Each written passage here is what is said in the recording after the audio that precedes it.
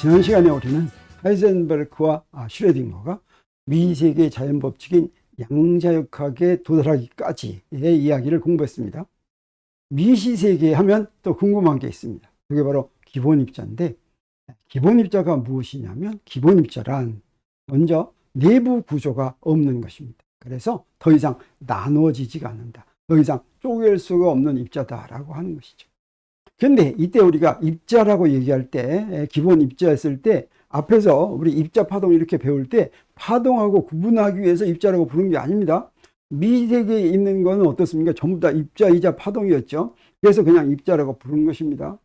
그리고 또 여기서 주의할 것은, 여기서 기본 입자라고 하면 어떤 구체적인 입자를 가리키는 게 아니라 기본 입자는 보통 명사를 얘기합니다. 그래서 더 이상 나누어지지 않는 가장 작은 입자 또는 내부 구조가 없는 입자를 그냥 기본 입자라고 얘기합니다. 이 기본 입자를 영어로는 뭐라고 얘기하냐면 elementary particle이라고 얘기하는데, 한동안은 이 elementary particle이 고유명사로 이용된 적도 있습니다. 몇 가지 입자를 가지고 요게 elementary particle. 당시에는 왜 그랬냐면 그게 바로 기본 입자다. 더 이상 나눌 수 없는 입자다 라고 생각했기 때문입니다. 그리고 이 elementary particle을 우리나라에서는 솔입자라고 번역을 했었습니다. 근데 그놈들이 더 이상 그 안에 또 뭐가 있다는 게 또 발견이 됐어요. 그래서 알게 됐어요. 그래서 이제는 elementary particle을 어떤 고유명사로 어떤 입자를 지칭하는 데는 사용하지 않고 기본 입자다는 보통 명사로만 사용하고 있는 것 같습니다.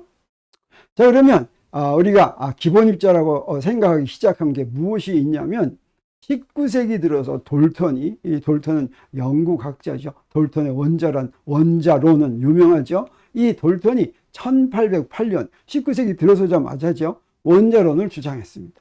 어떻게 주장한 것이냐면, 물질은 매우 적은 종류의 원자로 이루어져 있다라고 주장한 것이죠. 이건 놀랄만한 일이죠. 왜 그러냐면 그 전까지 17세기까지만 하더라도 어떻습니까? 아리스토텔레스의 사원소설, 이것이 사람들이 믿는 물질의 가장 작은 구성 요소라고 생각한 것이죠.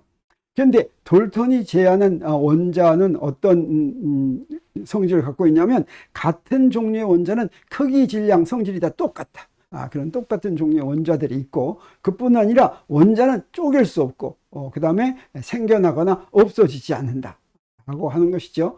그래서 서로 다른 종류의 원자가 모여가지고 여러 가지 종류의 물질을 만드는데, 그 합성물은 어떻게 만드냐면 화학 반응을 통해서 원자들이 결합되거나 또는 분리된다. 당시까지 알려진 것들을 종합해서 원자론을 제안했다고 할 수가 있겠습니다. 그렇다고 해서 원자를 직접 눈으로 보거나 한 것은 아닙니다. 사실은 20세기가 되도록 원자를 직접 눈으로 볼 수가 없었습니다. 원자를 눈으로 보는 건 굉장히 어려운 일이었어요. 자, 그런데 이 원자론이 나오고 나서 실제로 19세기에 이제 그 원자들이, 여러 종류의 원자들이 발견이 되고 아주 많은 종류의 원자들이 발견돼서 무엇이 출현하냐면 멘델레프의 원소 주기율표가 출현합니다. 멘델레프는 어느 나라 사람이었습니까? 러시아 사람이죠. 대학교 교수였는데 학생들에게 공부하는 것을 도와주기 위해서 당시에 알려진 원자들을 이제 일렬로 세웠습니다. 1869년에 발표했으니까 돌턴의 원자론이 나오고 나서 어떻습니까? 한 60년 지난 다음이죠. 그래서 어떻게 만들었냐면, 당시 발견된 원소를 원자량 순으로 배열을 했습니다. 가장 가벼운 것부터 무거운 순으로. 그랬더니 놀라운 일이 벌어졌어요. 어떤 놀라운 성질이 벌어졌냐면, 사실 우리도 잘 알고 있는 거죠. 주기율표 보면 어떻습니까? 쭉 1족, 2족, 3족 하다가 다시 1족, 2족, 3족 이렇게 돌아가죠. 다시 말하면 1족에 속한 원소들끼리는 다 똑같은 성질을 갖고 있죠. 2족에 속한 원소들도 다 똑같은 성질을 갖고 있죠. 바로 이것을 주기율표를 만들어 놓으니까 명확하더라라고 하는 것이죠. 그래서 당시에는 아직 발견되지 않은 원소들도 듬성듬성 있었는데, 그 듬성듬성 발견되지 않은 빈칸에 속하는 원소를 발견하는 것이 굉장히 쉬웠습니다. 왜 그러냐면 대략 질량도 예상할 수가 있고, 그 원소의 성질도 대략 예상할 수가 있겠죠. 그 족이 뭔지를 따져가지고. 그런데 이건 바로 어떤 의미냐면, 원자가 기본 입자가 아니라는 증거가 되는 것이죠. 어떤 기본 입자가 공통적인 성질을 가지고 있다면 그 공통적인 성질은 어디에 있겠습니까? 그 원자 내부에 있어야 되겠죠. 그러면 그 내부의 구조를 갖고 있다는 그런 뜻이 되겠습니다. 그래서 쪼개보지 않고서도 알게 된 원자가 기본 입자가 아니라는 최초의 증거를 원소의 주기율표다, 이렇게 얘기할 수가 있는 것입니다. 그리고 바로 무슨 일이 벌어지냐면 전자가 발견이 됩니다. 영국 사람인데 톰슨이라고 하는 사람이 전자를 1897년에 발견하죠. 19세기가 끝나갈 무렵이죠. 맨델레프의 주기율표가 나온 지 한 20년 정도 지난 다음입니다. 유리관의 가운데를 비게 만드는 거, 공기를 다 꺼내고 그 안에다가 이제 불활성 기체를 집어넣어 가지고 양쪽에 높은 전압을 걸어줬더니 거기에 뭔가 선이 이렇게 지나가는 게 보였어요. 그게 크룩스관 실험이라는 것인데, 이 크룩스관 실험을 통해서 전자를 발견했고, 그 전자가 질량은 얼마인지, 전하는 얼마를 갖고 있는지 이런 걸 봤더니 그것의 질량이 당시에 알려진 가장 작은 원자인 수소 원자보다도 질량이 2000분의 1밖에 안 되는 걸 알게 되었어요. 그러면 이건 도대체 어디에 있을 수 있느냐? 이건 바로 원자 속에밖에 있을 수가 없겠다. 그래서 원자 내부에 전자가 들어있을 것으로 생각하고, 전자는 음전하를 가지고 있는데 원자 자체는 전하를 안 갖고 있으니까 그 안에 양전하가 구름처럼 있고 그 사이사이에 전자가 박혀 있을 것이라고 하는 톰슨의 원자 모형도 제안을 하게 되죠. 그리고 곧 이어서 또 한 10년쯤 있다가 무엇이 발견이 되냐면 원자 핵이 발견됩니다. 그래서 원자핵은 러더포드가 발견하는데, 러더포드는 아까 그 톰슨의 제자예요. 그래서 러더포드가 이제 언제 발견하냐면 1911년에 발견합니다. 당시에 러더포드는 무엇으로 실험을 하냐면 그 19세기 말에 방사선이 발견이 됐습니다. 그 방사선, 알파선, 베타선, 감마선. 러더포드는 그 방사선을 연구하고 있었어요. 이게 이 알파선을 이용을 해가지고 원자 속에다 이거를 집어넣고 싶었습니다. 원자 속에 집어넣기 위해서 이 물질을 가장 얇게 펼 수 있는 걸 선택했어요. 그게 이제 금이었습니다. 그래서 금박이란 금을 얇게 핀, 종이같이 핀 걸 얘기합니다. 원자가 한 층에 있다고 생각될 정도로 얇게 핀 다음에 알파선을 보내는데, 그 실험에서 놀라운 사실을 발견합니다. 알파선이 그냥 그렇게 얇게 펴면 그냥 통과할 줄 알았는데 대부분은 통과하지만 그 중에 몇 개가 충돌해서 거꾸로 튕겨져 나왔어요. 자, 거기서부터 원자 핵의 존재가 확인이 됩니다. 그래서 톰슨은 원자 속에 들어있는 양전하가 원자의 구름처럼 전체적으로 퍼져 있다고 그랬죠. 그렇게 있어 가지고는 알파선이 절대로 튕겨져 나올 수가 없고, 어떻게 있어야만 되냐면 원자의 한가운데, 그것도 원자 지름의 10,000분의 1이 되는 그렇게 아주 작은 영역에 양전하가 전부 있어야 되겠다. 그리고 원자의 질량은 거기에 거의 전부 다 있어야 되겠다. 왜냐하면 전자의 질량은 굉장히 작으니까. 그래서 그러면 이 전자는 어떻게 있을까? 톰슨의 원자 모형에서는 전자가 그 양전하 구름 사이에 콕콕 박혀 있다고 그랬는데, 이제 양전하가 전부 중심에 있으니까 가만히 있으면 안 되겠죠. 이게 이제 돌아간다. 그랬더니 마치 태양계처럼 돼 있어가지고 처음에는 좋다고 생각했는데, 전하가 돌아가면 그러면 전자기파를 내보낸다는 문제점을 바로 이제 깨닫게 되어서 러더포드의 원자 모형, 우리가 전에 한번 얘기한 적이 있습니다. 이것은 불안해서 옳은 모형이 아니다라고 하는 걸 금방 깨닫게 된 것이죠. 근데 원자 핵 속에는 무엇이 있어야 되냐 하는 문제가 있었습니다. 왜 그러냐면 원자 핵 속에 원자의 질량이 그 원자의 원자 번호하고, 원자 번호는 전자가 몇 개 있는가 하는 걸 나타내는 것인데 그 원자 번호하고 비례하지가 않았어요. 그래서 그 질량을 설명할 수가 없었습니다. 원소 주기율표의 질량을. 근데 그걸 설명할 수 있는 게 발견이 됐는데, 그게 바로 뭐냐면 중성자의 발견입니다. 중성자는 체드윅이라는 영국 사람이 발견했는데, 이거 언제 발견했냐면 그 원자 핵을 발견하고 나서도 한 20년 지난 다음에 1932년에 발견을 했습니다. 그래서 이거는 알파선을 베릴륨이라는 데 충돌시켜 가지고 거기서 나온 걸 가지고 이제 알게 됐는데, 이 중성자는 성질을 보니까 양성자와 똑같은 성질을 갖고 있는데 전하만 중성자가 중성이다라고 하는 걸 알게 됐고, 이게 원자 핵 속에 있다고 하면 그러면 원소 주기율표의 원자량을 설명하는 것이 아주 잘 해결이 됐습니다. 그래서 이제 알게 됐어요. 그래서 원소의 질량수는 원자 핵에 포함된 양성자 수와, 이 양성자는 수소 원자의 원자 핵을 양성자라고 이름을 붙였습니다. 그래서 이제 더 큰, 더 무거운 원자의 원자 핵에는 이런 양성자가 몇 개 있는데, 그 양성자하고 중성자가 같이 있어서 양성자 수와 중성자 수를 합한 것이 바로 그 원자량과 이제 비례하게 된다라고 하는 걸 이제 알게 된 것이죠. 자, 그래서 이제 어떻게 됐겠습니까? 이제 원자 속에는 무엇이 들어있는지 하는 걸 확실하게 알게 됐습니다. 예, 원자가, 돌턴의 원자론에서는 원자를 기본입자로 생각했지만, 이제 어떻습니까? 근 한 120년쯤 지난 다음에 이제 원자는 더 이상 기본입자가 아닐 뿐 아니라 그 안에 이런 것들이 들어있다라고 하는 걸 알게 됐죠. 그래서 원자 속에는 뭐가 들어있냐면 가운데 원자 핵이 있고, 지금 원자 핵을 너무 크게 그렸습니다. 주위에 전자가 있는데 여기에 이렇게 전자가 있고, 원자 핵 속에는 무엇이 있어요? 양성자가 있고 중성자가 있다, 이렇게 있는데, 이거는 모든 종류의 원자에 다 똑같이 이것들이 들어있습니다. 그러니까 어떻습니까? 세상 만물이 요 세 가지로 이루어졌구나 라고 생각할 수가 있겠죠. 이 세상 만물은 원자로 이루어졌고, 원자 속에는 양성자, 중성자, 전자가 있으니까, 자, 요게 바로 이제 기본입자구나, 만물을 구성하는 기본입자구나 라고 생각할 수가 있겠습니까? 없겠습니까? 자, 있겠죠. 근데 우리가 한번 속았죠. 원자를 기본입자라고 생각했다가 그 안에 뭐가 들어있으니까, 자, 여기에 있는 양성자나 중성자라고, 자, 전자는 너무 작으니까 그 안에 뭐가 있을 확률이 없지만, 양성자나 중성자라고 그 안에 뭐가 없으란 법이 없죠. 그래서 확인을 해봤겠습니까? 안 해봤겠습니까? 해봤습니다. 이놈이 깨질 수 있게 충분히 강하게 이렇게 때려쳤더니, 이 양성자가 무엇으로 변했냐면 중성자하고 양전자라는 것으로 변했어요. 이 양전자는 전자의 반입자인데, 근데 이거 중성자인데, 이 중성자도 또 어떻게 되어 있나 쳐봤더니 뭐가 됐냐면, 이거는 양성자하고 전자로 바뀌었어요.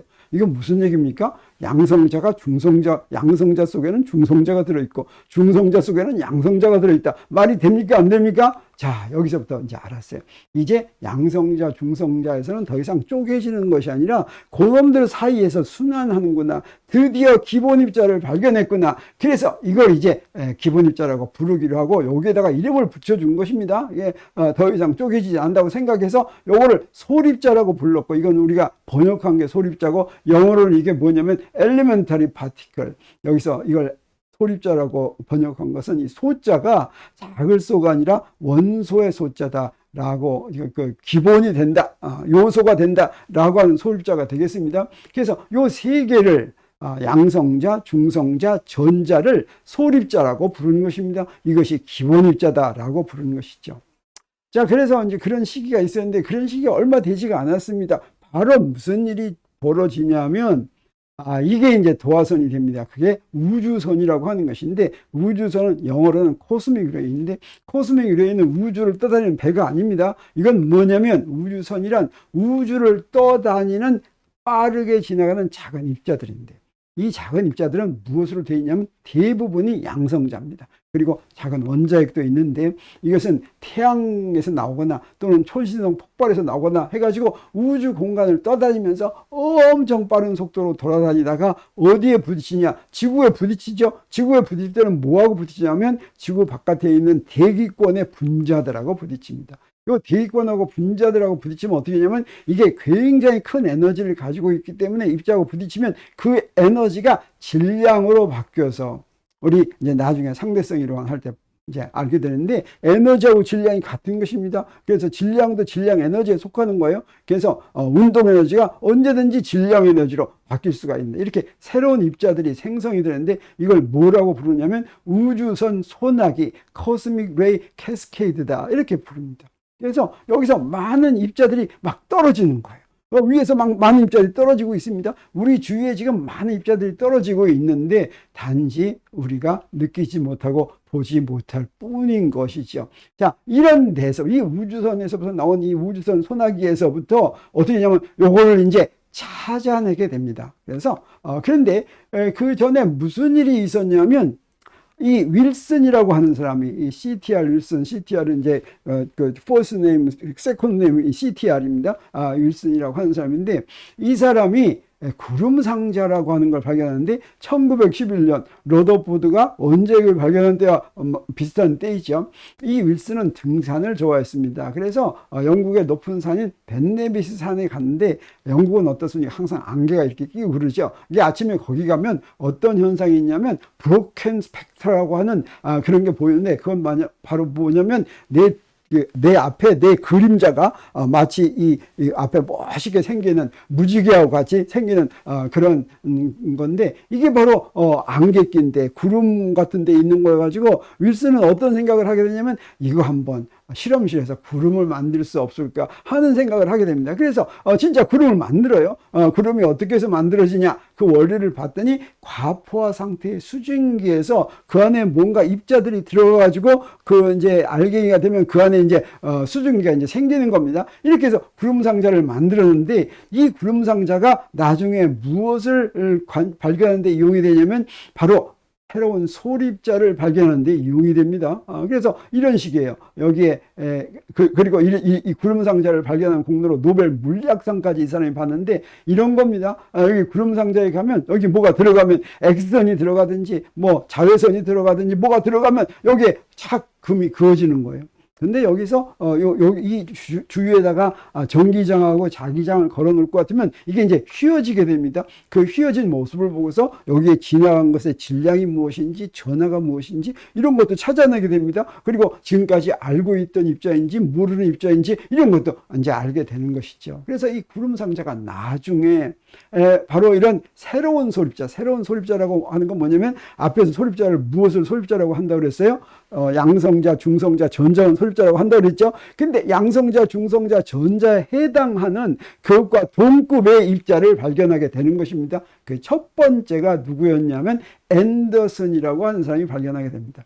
이 앤더슨은 미국 사람인데 이 미국 사람이 이제 1903 발견한 공로로 노벨상도 받는데 양전자라는 것도 구름상자를 이용해서 1932년에 또 뮤온이라는 입자도 또 1936년에 발견합니다.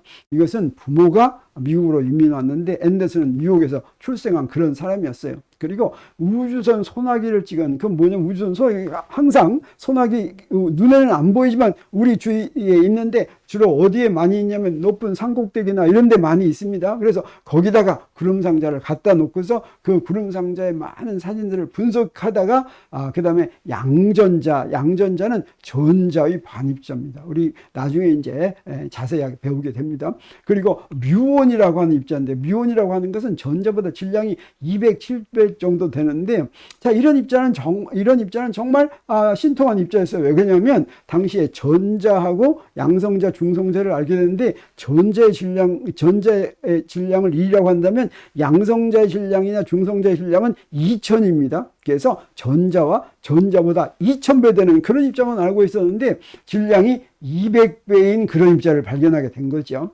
양전자는 전자하고 질량이 같은 거예요. 자, 이런 새로운 소립자를 발견해서 기존의 3개의 소립자와 구분되는 2종류의 새로운 소립자를 발견하게 된 그런 계기가 됐다고 하는 거죠. 그러면서 계속해서 새로운 소립자들이 발견되게 됩니다. 그래서 세 번째 발견한 사람이 누구냐면 프랭크 파월이라고 하는 사람인데 자 이렇게 처음에 몇 개를 발견하면 노벨상 받습니다. 새로운 소립자를 발견하면 근데 이제 나중에는 하드 소립자가 많이 발견되니까 그거 발견한다고 노벨상을 다 받을 수는 없겠죠. 자, 파이 중간자라고 하는 건 언제 발견이 됐냐면 1946년에 발견이 됐습니다. 이거는 구름상자가 아니라 이 파월이 새로운 측정 장치를 만들었어요. 이건 뭐냐면 사진 필름인데 사진 필름을 하려면 은화합물을 바르죠. 이 은화합물을 아주 두껍게 바를 것 같으면 3차원의 사진을 찍을 수가 있습니다. 그걸 뭐라고 그러냐면 사진 에멀션이라고 하는데 이 사진 에멀션을 이용해 가지고 이거는 구름상자보다도 더 동작시키기가 쉬워요. 그래서 이걸 이용해서 파이 중간자를 드디어 바르는데 이거는 1938년 높은 산꼭대기에 띄운 발룬에서 이 사진 에멀션으로 이제 사진을 막 찍다가 드디어 1946년에 이 파이온을 발견하고 이 파이온은 바로 어떤 힘이냐면 핵력 원자 핵 속에서 양성자와 양성자와 중성자를 하나로 묶는 힘인 핵력이 존재하려면 그 핵력을 매개하는 입자가 있어야 된다고 유가와라고 하는 일본 학자가 예언을 했었죠. 그 사람이 예언한 그 입자를 바로 발견하게 된 것입니다. 그리고 이런 식으로 새로운 입자들이 자꾸 발견하게 되는데, 이 새로운 입자들을 발견하는데 무엇이 이용이 되냐면 우주선이 이용이 됐어요. 새로운 입자가 만들어지려면 우주를 떠다니는 높은 에너지의 우주선이 필요했기 때문에 그렇습니다. 그리고 이런 새로운 입자들은 수명이 굉장히 짧아요. 10의 마이너스 6승초, 10의 마이너스 12승초, 10의 마이너스 20승초, 이런 것들이 수명입니다. 그래서 만들어지면 바로 없어지는 그런 성질을 갖고 있는 거였어요. 근데 이런 입자들을 인위적으로 발견하는 기계가 출현합니다. 그게 바로 입자 가속기죠. 이 입자 가속기는 입자를 전기장을 통과시켜 가지고 아주 높은 속력으로 가속을 시켜서 이제 인위적으로 충돌시키면 어떤 이점이 있느냐, 내가 원하는 만들고 싶은 입자를 이거 가지고 만들 수가 있는 거죠. 그래서 1960년대에 들어서서부터 새로운 입자를 만드는 그런 입자 가속기가 건설하게 됐고, 지금은 이제 굉장히 높은 에너지의 입자 가속기까지 이제 있죠. 예를 들어서 유명한 것이 미국 페르미 연구소에 있는 입자 가속기라든가 또는 스위스의 선에 있는 입자가속기인데, 이런 입자가속기 내부는, 입자가속기는 사실은 아주 작은 입자를 발견하는 것인데 규모는 굉장히 큽니다. 그래서 그리고 그 안에서 이제 이런 일이 벌어지죠. 여기서 굉장히 많은 종류의 그런 입자들이 만들어진다라고 할 수가 있겠어요. 그리고 보니까 이제 1960년대가 되니까 소립자의 수가 수백 개에 이르게 되면서, 그렇게 수많은 소립자가 더 이상 다 하나하나가 전부 다 기본 입자라고 생각하기는 어려운 그런 생각이 들었겠죠. 그리고 또 무슨 일이 벌어지냐면, 마치 원소의 주기율표가 뭐였습니까? 원자가 기본 입자가 아닌 증거가 된 것처럼 소립자들 사이에서도 규칙성이 관찰되게 된 것입니다. 그래서 제일 먼저 소립자들의 숫자가 너무 많으니까 이것을 질량에 의해서 잠깐 분류를 했었습니다. 그래서 소립자를 이렇게 두 가지로 분류를 했습니다. 세 가지로 분류를 했어요. 이렇게 렙톤에 해당하는 것이 가벼운 소립자, 메존에 해당하는 것이 중간 소립자, 바리온에 해당하는 것이 이제 무거운 소립자인데, 요 두 개를 합해서 하드론이라고 부르는 이유는, 요 두 개는 우리가 나중에 얘기하겠지만 메존과 바리온은 전부 다 그 안에 쿼크가 들어 있습니다. 그래서 요것들은 기본 입자가 아니에요. 근데 요 놈들, 요 렙톤에 속한 전자, 뮤온, 타원 이런 것들은 기본, 이 6개는 기본 입자인데, 요거는 기본 입자가 아니고 메존은 쿼크 2개가, 바리온은 쿼크 3개가 안에 들어있다고 하는 걸 나중에 알게 되지요. 자, 그러면 여기서 우리가 역사가 반복되는 것을 볼 수가 있습니다. 원자에서는 어땠습니까? 원자에서는 원소의 주기율표가 발견되는데, 이 주기율표가 바로 원자가 기본 입자가 아니라는 증거였죠. 그리고 어떻습니까? 빈칸에 해당하는 원소가 바로 발견됐다고 하는 것이 기본 입자가 아니라는 증거를 더 확실하게 해줬죠. 소립자도 그런 것들이 발견이 됐습니다.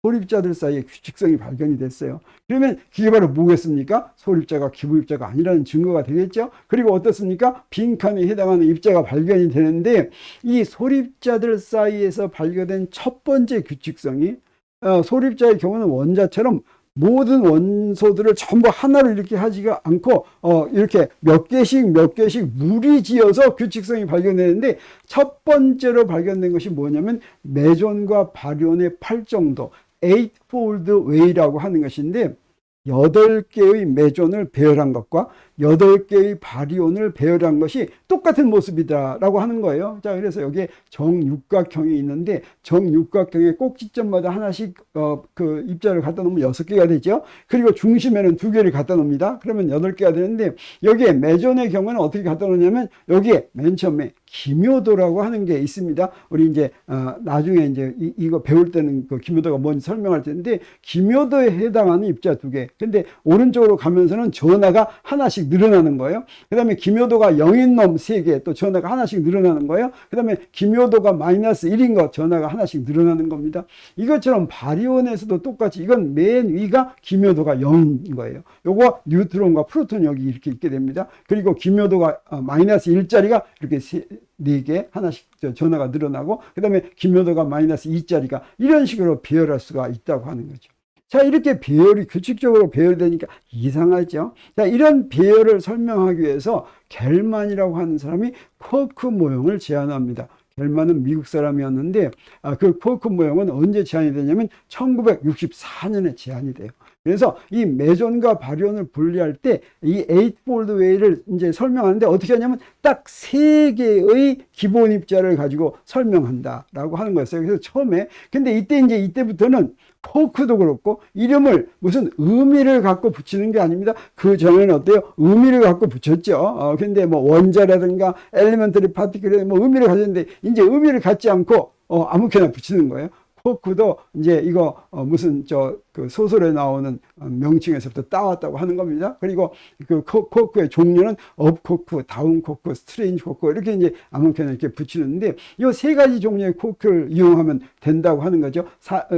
저 8정도를 설명하는 데는 이 3가지만 필요했는데 그거 말고도 다른 많은 바리온과 메존을 설명하는데 지금까지 총 6개의 쿼크만 있으면 전부 다 설명할 수 있다고 하는 것이 알게 됐고 이제 이 쿼크 모형을 가지고 그 존재할 바리온까지 예언을 하게 되면서 쿼크 모형이 옳다고 하는 것을 확실하게 알게 된 것인데 그러면 이 8정도를 쿼크 모형으로 어떻게 설명하는지 한번 보겠습니다. 이 쿼크는 3가지 종류가 있는데 업 쿼크, 다운 쿼크, 스트레인지 쿼크라고 했죠. 이놈들은 전하를 분수 전하를 갖습니다. 그래서 업 쿼크는 플러스 3분의 2의 2, 2는 전자가 가지고 있는 또는 양성자가 가지고 있는 전하의 값이죠.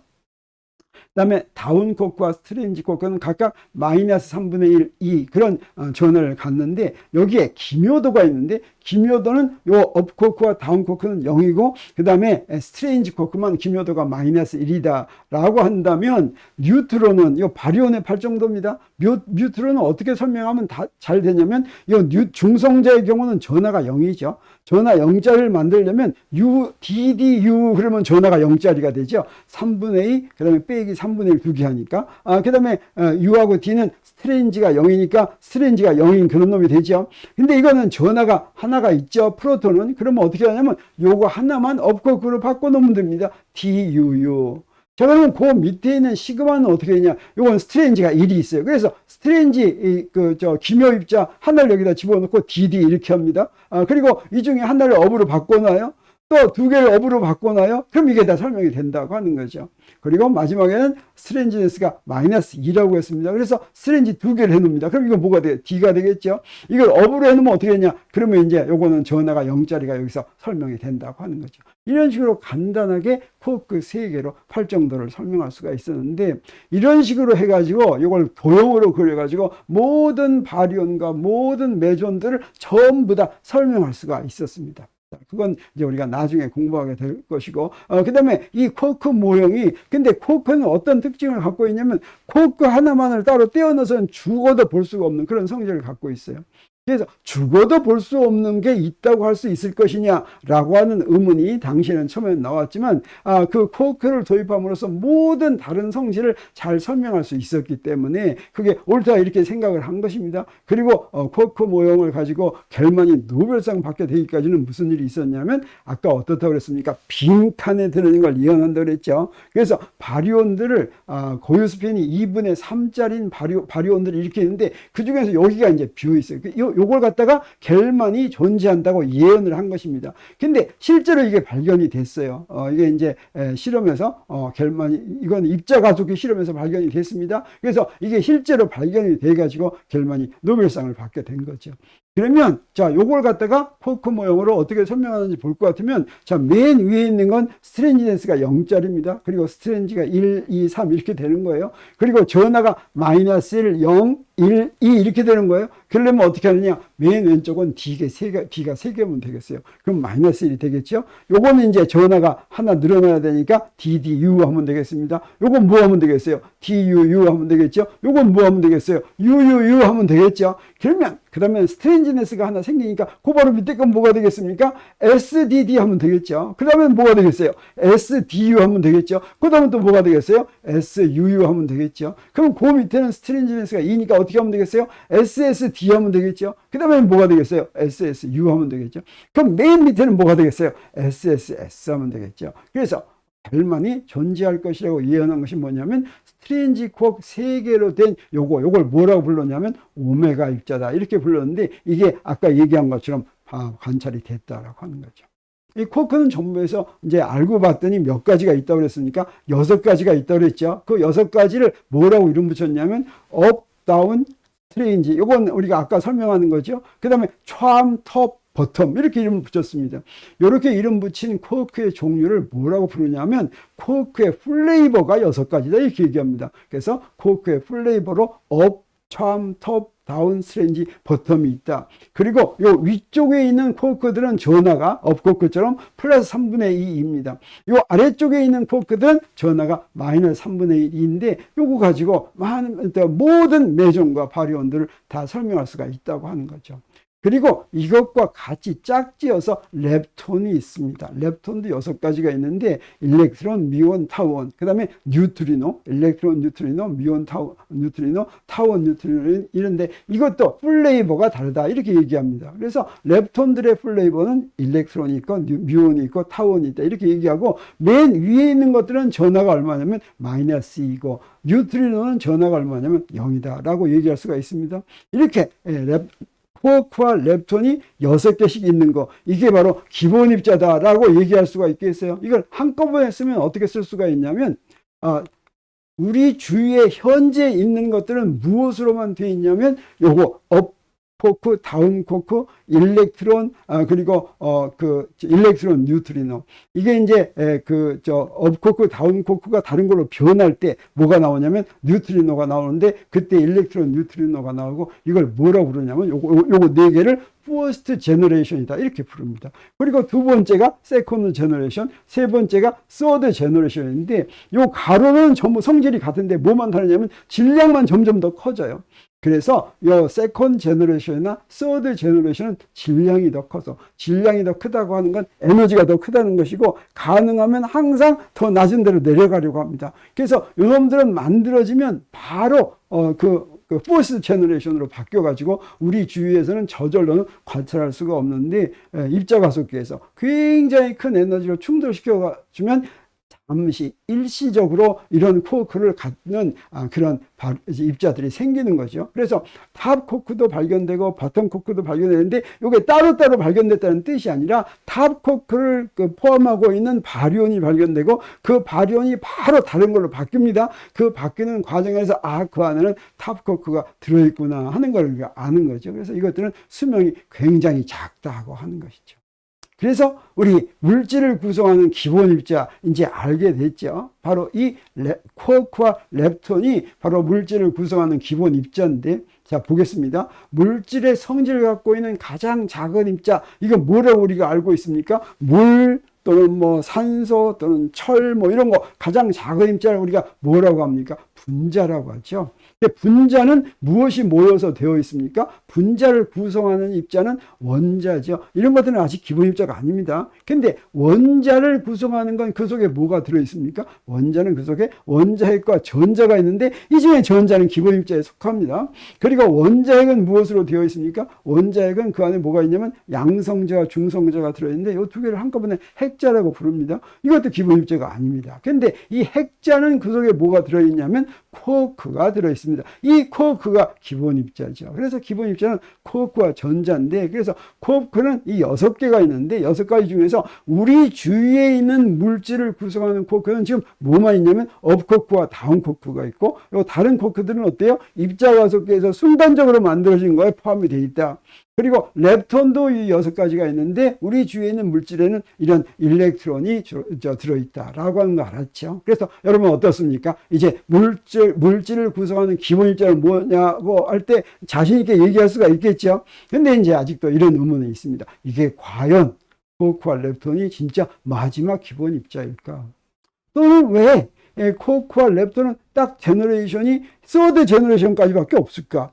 쿼크는 왜 딱 6개밖에 없을까? 자, 이런 것들을 이제 설명하는 것이 아직도 과제로 조금 남아있다. 이렇게 얘기할 수가 있습니다. 그래서 기본 입자에 관한 우리 궁금증을 오늘 다 풀었습니다. 오늘 강의는 여기서 마치기로 하겠습니다. 감사합니다.